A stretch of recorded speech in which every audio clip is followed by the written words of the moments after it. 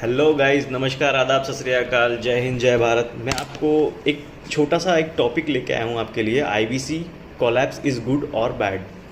तो मैं ज़्यादा टाइम ना लेते हुए मैं आपसे सीधा टॉपिक की बात करूँगा कि बहुत से स्टाफ होते हैं, पैरामेडिकल स्टाफ होते हैं, उनको समझ में नहीं आता कि आईवीसी कोलैप्स इज़ गुड और बैड।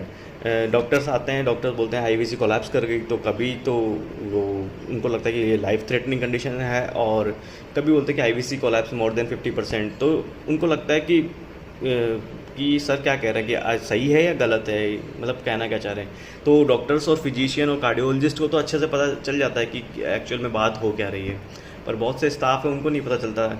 तो मैं चाहता हूँ कि ये इन्फॉर्मेशन सभी के पास में पहुँचे। बहुत ही छोटी सी इन्फॉर्मेशन है, ज़्यादा नहीं है। कि इसमें क्या होता है कि जैसे अपनी जो इन्फीरियर वेना केवा होती है, वो जब अपन सांस लेते हैं, इंस्पिरेशन करते हैं, तो उस टाइम पे पिंच होती है, उसको बोलते हैं कोलैप्सिंग। तो अब जब वो पिंच होती है तो वो अपना 50% से ज़्यादा पिंच होनी चाहिए नॉर्मल कंडीशन में। और हाँ, आईवीसी का नॉर्मल साइज़ है 2 सेंटीमीटर से ज़्यादा नहीं होनी चाहिए, ठीक है। तो अब 2 सेंटीमीटर से ज़्यादा नहीं होनी चाहिए, तो अब जैसे 50% पिंच हो रही है, तो यानी कि 10 के आसपास में जब आप इंस्पायर करेंगे तो 9-10 के आसपास में वो दबनी चाहिए, मतलब 9-10 mm पे आ जानी चाहिए। फिर वापस से अपनी नॉर्मल पोजीशन पे आनी चाहिए जब आप एक्सेल कर रहे हैं, सांस छोड़ रहे हैं। तो इसी को ये तो नॉर्मल कंडीशन हो गई। अब लाइफ थ्रेटनिंग कंडीशन कब है?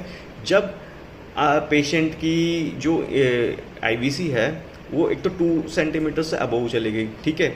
और फिर लाइफ थ्रेटनिंग कंडीशन दो प्रकार से, एक तो हाइपर वॉल्यूमिया और हाइपोवॉल्यूमिया। हाइपर वॉल्यूमिया ये है कि जैसे हाइपर वॉल्यूमिया में कि 2.5 या 2.6 आपकी आईवीसी हो गई, मतलब आपकी बॉडी में ज़्यादा हो गया फ्लूइड, है ना। तो उसको निकालना पड़ेगा, क्योंकि फ्लूइड ज़्यादा हो गया तो आईवीसी पिंच नहीं करेगी, और आपकी आईवीसी 50% से कम पिंच कर रही है, मतलब कोलैप्स कम कर रही है 50% से। तो इस कंडीशन में आपकी बॉडी में ज़्यादा फ्लूइड है। और अगर इसी का उल्टा करें अपन कि आईवीसी बिल्कुल इनविजिबल हो गई, दिख नहीं रही सोनो वेव्स के अंदर, जब आप एको प्रोब लगा के देखना चाह रहे हो तो सोनो वेव्स दिख नहीं रही, तो इसका मतलब है आईवीसी पिंच हो गई, बिल्कुल आईवीसी चिपक गई, बॉडी के अंदर फ्लूइड बचा ही नहीं। ना तो आरवी के अंदर फ्लूइड है और ना आपकी आईवीसी के अंदर फ्लूइड है, इसके कारण वो आईवीसी पिंच हो गई। तो ये लाइफ थ्रेटनिंग कंडीशन होती है।